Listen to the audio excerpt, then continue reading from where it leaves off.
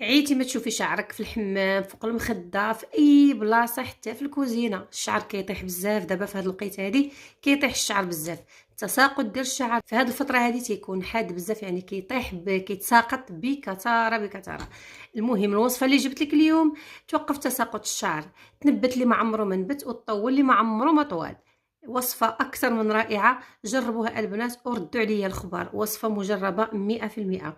الوصفه والمكونات ديالها: اول حاجه غتاخدوا اناء اللي يمشي فوق النار البنات.